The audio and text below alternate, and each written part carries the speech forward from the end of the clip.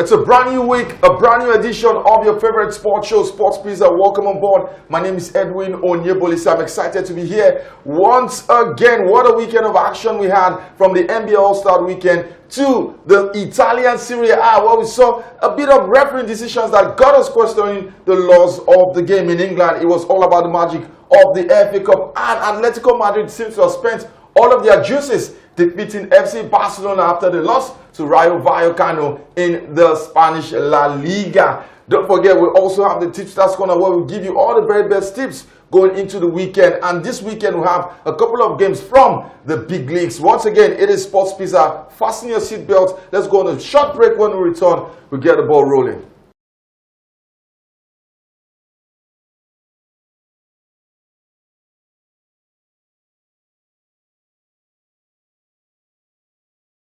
Welcome back. It is the Sports Pizza, and once again, it's a pleasure to have Bankole Oladuni on set. Banky, how you doing? Edwin, it's always good to be here, especially when you consider the weekend that we just had. It was an amazing weekend. You know, it started off on a bright note, you know, on Saturday, where one of the biggest games, you know, in European football, the Derby d'Italia, Inter Milan against Juventus. It wrapped up again with another exciting game, you know, with Lyon against Nice, and also Napoli, you know, against Roma. That was another, another game that got us off our seats. And once again, we'll be here to dissect and analyze every single aspect of those particular encounters. All right, let's start with the Italian Serie A, and beyond the games you talked about, Bankole, this weekend it was marred by some questionable decision making from the referee. Let's start with the very first one. Bastoni and Kalulu. Kalulu got a second yellow card off that tackle, but video replay showed us that he didn't touch it. Bastoni, I think, hit his foot on the field, on the grass, and stumbled theatrically. And Kalulu got a second yellow card. The infuriating in all of this was that VAR did not call the referee. Yeah, but I think the rule also states that VAR shouldn't get involved with second yellow cards. You know. Yeah, true though.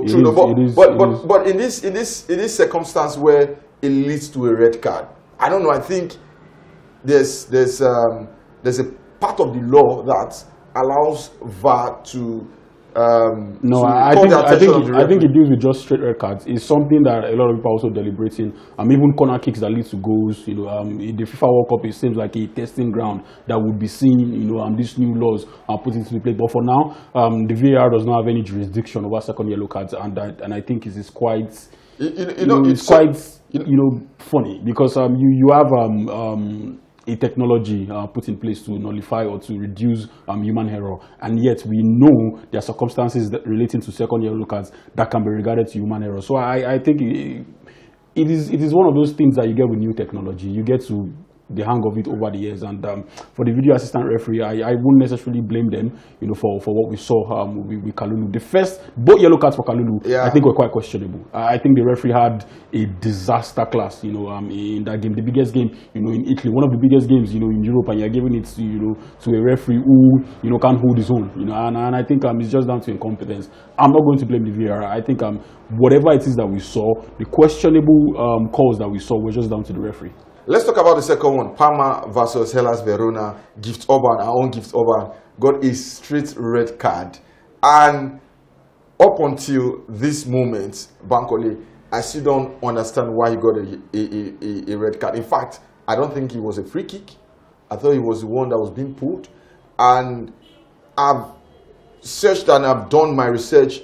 Nowhere did I see any reputable media outlets claim that he made some offensive or said some offensive things to the referee. In all of this, it was a bad weekend for referees in the Italian Serie A. For a long while, it feels like the Italian Serie A has been the beacon of hope when it comes to refereeing. But this weekend, it all just shattered. Yeah, when it comes to refereeing, I think the Italian Serie A is still the standard. But once in a while, you get to see some of these bad calls, you know, from the officials. And for the Gift Orban own, I really struggle to understand what happened in that sequence of play. The only logical reason, or the only way I can defend the referee, because there was a certain instance where he had his legs up high, one of his leg up high, Yeah. and his studs was out. But he had zero contact, It was not. It was you know, not. and there was even like a significant Yeah. gap, between him Yeah. and the player that was just in for the ball. So I really don't know,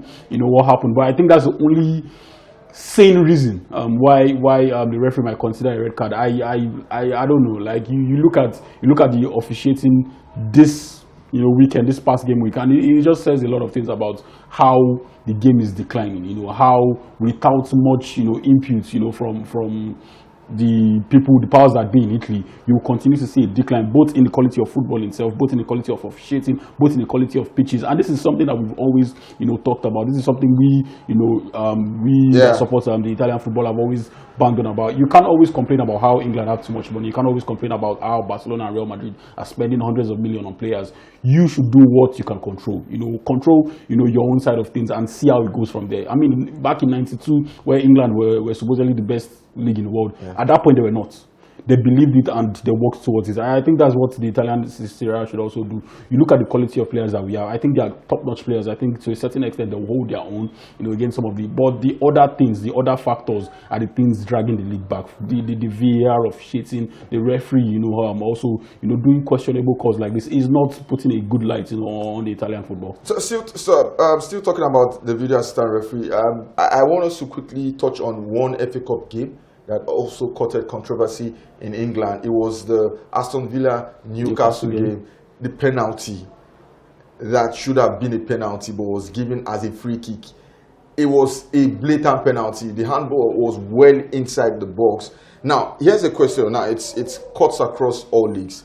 Do you think that referees have become poor in terms of making decisions since VAR came on board? Because it now feels like they have to wait for VAR to make decisions, and consequently, there's a way the mind works. Now, if you don't engage the mind often and you outsource your decision making to a third party, the mind becomes numb because you need to exercise it. And I think this is the best possible way I can explain it, because you look at these decisions and it feels like the referees are caught in two minds. Do I blow? Do I not blow?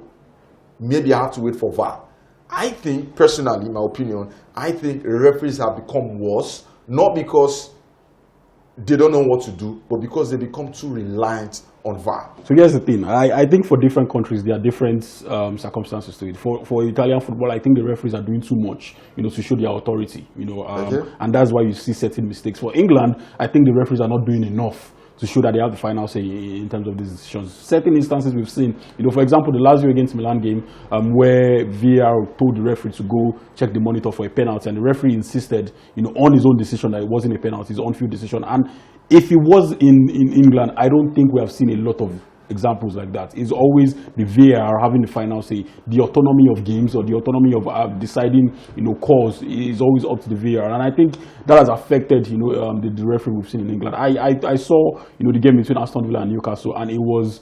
And the news or the rumor is that VAR was down at that moment. Yeah. That is why the referee couldn't, outsource, his decision to the technology. And I think a lot of referees are just spoiled. A lot of referees are just lazy, if I can use that word. You see, even assistant referees, you have four officials on the field of play, the two assistant referee, the match official, and also the center referee, and four of you guys cannot come together to make a simple decision as a penalty like that. I don't even think it was a difficult call. It wasn't. I don't think it was a difficult call. I think it was straightforward, and yet you still managed to bungle it up. So I think it is the disadvantage of technology. It is what you get, once you start to rely, on technology. And I still think at some point we need to find a balance, between, having the VAR, intervening, and also having the referee, have an autonomy, on the game itself. But for now, I think in England, especially in England, I think they are spoiled. But if there's one thing we need to take out from all of this, particularly from the horror show in England,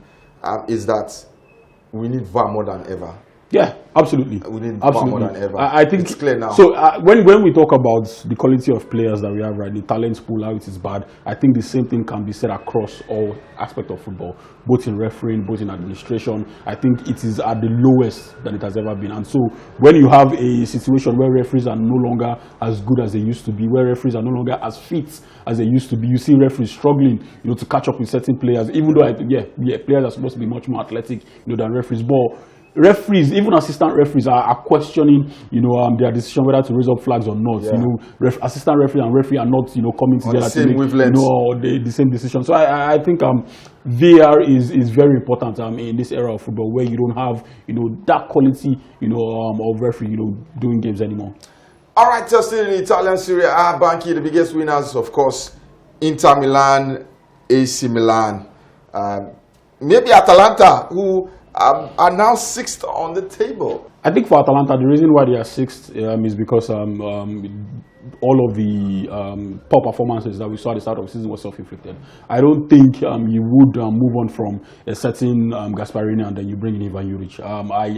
I question that decision. And the moment he got sacked and they brought in Palladino, you could clearly see an uptick in performances. Palladino is one of the most exciting young managers around right now. And you can see it in the way they play. Honest Ahao, who is being touted to represent the Italian national team. So for Inter and Milan, I think these are two teams who would definitely be vying for the Scudetto. 5 points gap. Are you sure? Yeah, 5 point gap with Milan having an outstanding game against Como. So if they go on to win that game, it will be down to 2 points. No. I just checked the table now. It's not 5 points. 8 points. Yeah, 8 points. So 8 point gap. If they get a win against Como, it will be down to 5 points, which is still something. And the Derby de Malodina is still something that will still take place. And I think both teams they've been the best teams in the league this season. Milan have been unbeaten ever since they lost the first game of the season to Cremonese. You can say the same thing, for Inter Milan, who, against the smaller teams, they've beaten them with relative ease. They've only struggled, against the bigger teams. And against Juventus, you clearly see, them how much that 3 points meant to them. So I think these are the two best teams in the Italian Serie A, and hopefully we'll be getting to see them, do well in the Champions League next season. All right, enough of the Italian Serie A. Let's quickly touch on the Spanish La Liga. Real Madrid, emphatic win against Sociedad, but they are city rivals Atletico Madrid. They went from the euphoria of smashing Barcelona in the Copa del Rey to losing to a rival Vallecano who are battling for survival. Yeah, how do you go from that height to this height? Will you call it complacency or fatigue? So it is just Atletico Madrid. I think it's a story of the season. Even away from home at the start of the season, you can clearly see how they struggled. Julian Alvarez up until I think last week, he hadn't scored a league goal since November. 11 games. And you look at all of that and you just start to question if this is a team that can vie for the title even in the coming seasons. I look at the Atletico Madrid team and I think they are going through an identity crisis. One minute you are beating Betis by 5 goals to 1, the next minute you are losing to that same Betis at home by a goal to nothing. 1 minute you are beating Barcelona by 4 goals to nothing. The next minute you are losing to rival Vallecano by 4 goals to nothing. So I think it's just the stage at which Atletico Madrid currently are, and the funny thing is either they improve from this or we see a further decline. There is no middle ground to it. In England, it was all about the FA Cup. Arsenal put forward past weekend, but I saw a very interesting start, Bankole.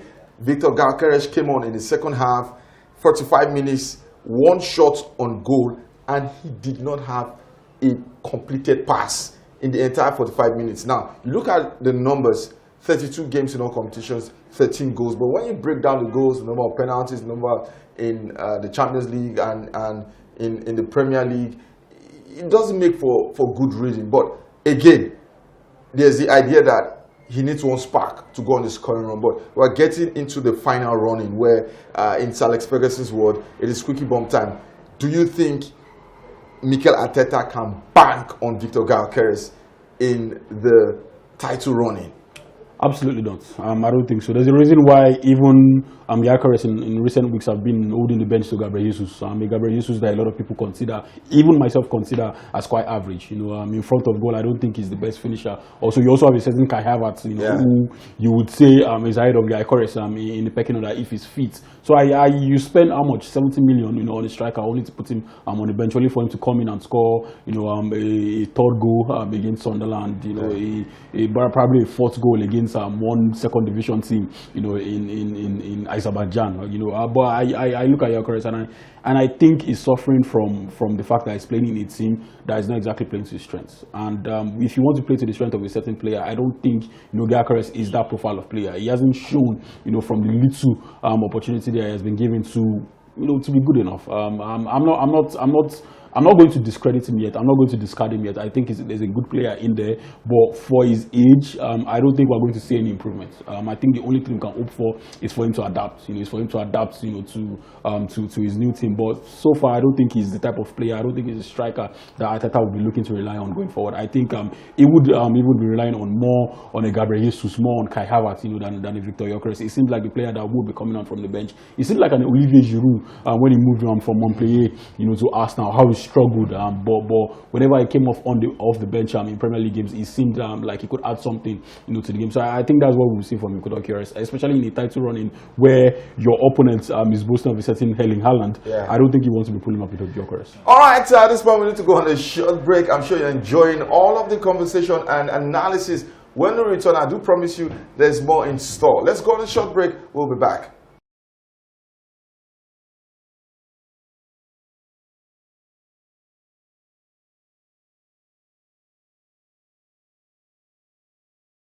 Welcome back from that short break to your favorite sports show, Sports Pizza. Banky, let's quickly come home. They say charity begins at home. Rivers United ended their CAF Champions League campaign in similar fashion, embarrassing fashion.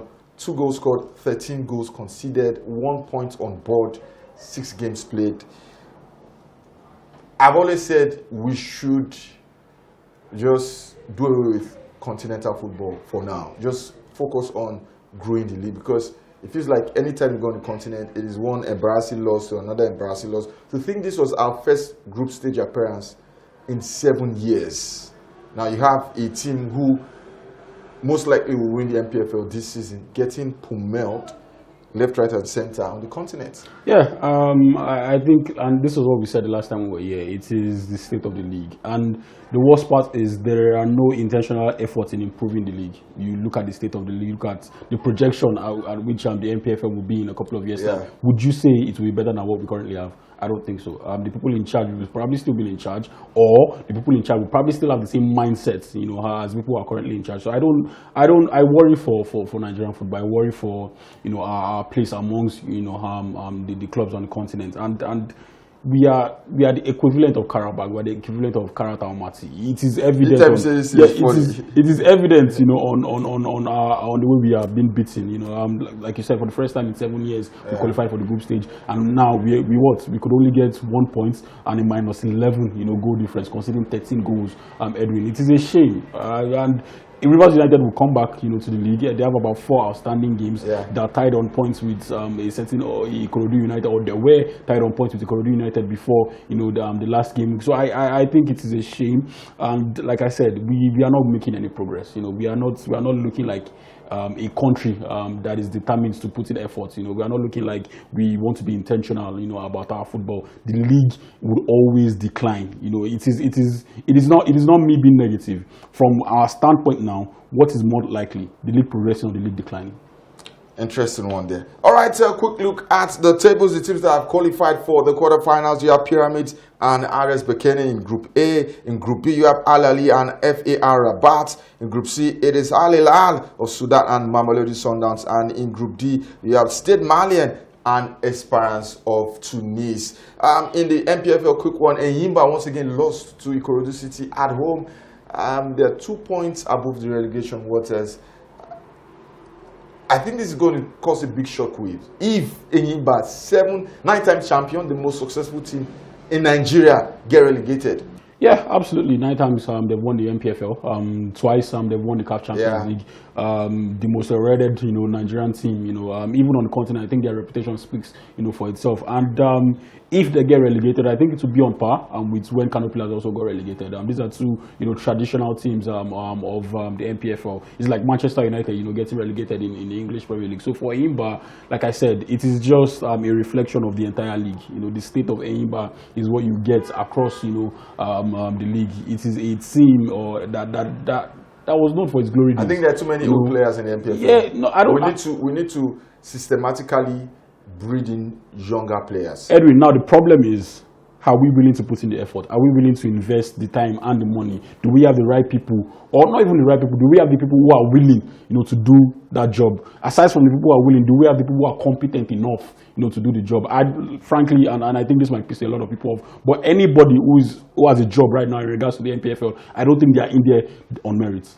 I don't think they're in there on merit, because you cannot have a job based on merit and be having something this shambolic. Both at Enyimba, both at Kano Pillars, both at Kun Khalifa, all the clubs across the league. I think the only club who can save a bit of face is probably Remo Stars. And you can see the reason why Remo Stars are probably different from the rest. You can see the organization. You can see it is owned by a private entity. So I like I said, we are only going to decline from here. The only way to go from here is down. Before we do our video for the week, NBA All-Stars weekend, I thought the All-Stars game itself was the highlights of what was a rather disappointing. Maybe not disappointing, but it was just the NBA All-Stars. The NBA All-Stars is not what it used to be. Ant was MVP. Yeah, I think the moment I lost interest was when they cancelled the skills game. It was something I always looked forward to. It was disappointing. It was disappointing. And you look at and here's the thing. And I looked at the next drafts. The names that will be coming in the next draft, and I looked at their clips and certain moments at which I think it was someone who posted it on TikTok, and you could see these guys are also quite terrible, in terms of slam dunking, and I think it's not going to get better. The same thing we're saying about football is the same thing we would always say about all sports. Generally, in all aspects of life, quality has declined.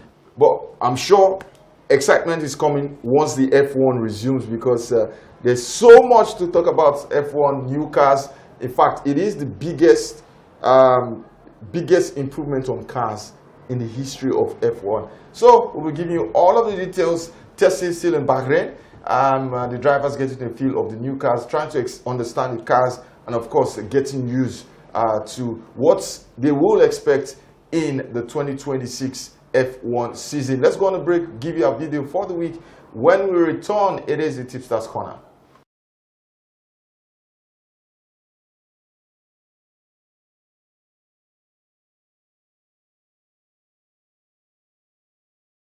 All right, welcome back from that break. It's our video for the week, and Banky expects the Americans to put up a showpiece. The game itself may not get you glued to your seat, but the paparazzi, the whole package put together is something that the Americans know how to do very well. Absolutely. I mean, you look at the Americans and look at their sports. The NFL last weekend, business. Was the Super Bowl. Super Bowl. Now the NBA All-Stars. Now you're looking at the fanfare. At some point, we were seeing celebrities, also participating, in All-Star games. So I think it's something that they know how to do. They know how to sell, their products. They know how to sell fun. That's basically it. Even if the sport itself might not be all that exciting, they know how to, infuse, a bit of fun in it. And I think that's something we'll also be seeing, the FIFA World Cup come this summer.